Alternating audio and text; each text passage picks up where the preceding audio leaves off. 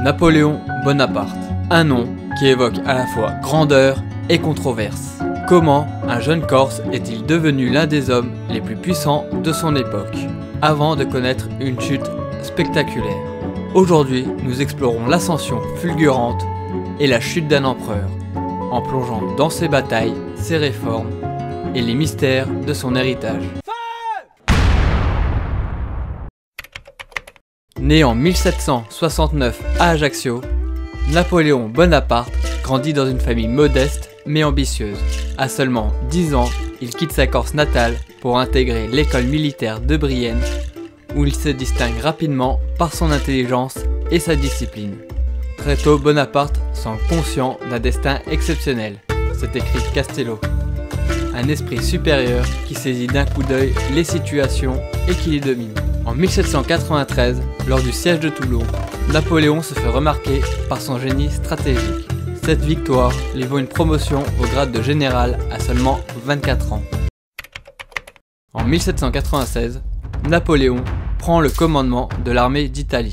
En moins d'un an, il remporte une série de victoires décisives contre les Autrichiens. Napoléon a transformé une armée démoralisée en une force redoutable grâce à son charisme et à sa stratégie innovante.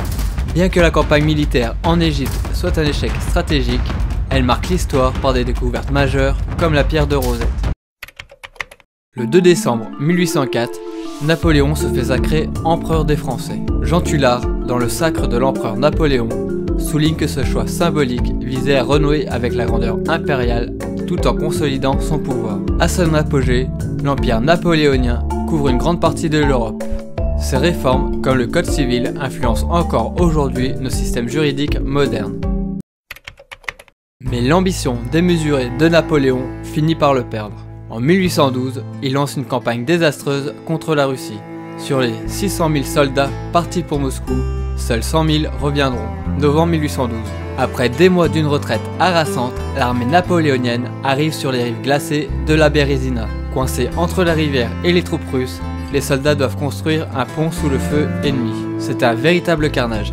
Des milliers d'hommes meurent noyés ou transis de froid. Même si Napoléon parvient à s'échapper avec une partie de ses troupes, cette bataille devient le symbole d'un désastre militaire total. Aujourd'hui encore, on utilise l'expression « c'est la Bérésina » pour décrire une situation catastrophique où tout semble perdu. La retraite de Russie fut le début d'une fin inévitable pour Napoléon. Ce désastre révéla les limites d'un empire bâti sur des guerres incessantes. En 1814, Paris tombe aux mains des Alliés. Napoléon abdique et est exilé sur l'île d'Elbe. Mais son retour pour les 100 jours montre qu'il n'avait pas encore renoncé à son rêve impérial. Exilé sur Sainte-Hélène après sa défaite à Waterloo en 1815, Napoléon passe ses dernières années à écrire ses mémoires. J'ai voulu créer un monde nouveau, mais mes ennemis ont détruit mon œuvre avant qu'elle ne puisse s'épanouir. Aujourd'hui encore, Napoléon divise. Certains louent ses réformes administratives et juridiques, d'autres critiquent sa soif insatiable de pouvoir qui a coûté des millions de vies humaines. L'histoire de Napoléon nous rappelle que le pouvoir peut être aussi éphémère qu'il est grandiose. Alors que nous faisons face aux défis contemporains, leadership mondial, centralisation du pouvoir, peut-être devrions-nous méditer sur les leçons laissées par cet empereur hors norme.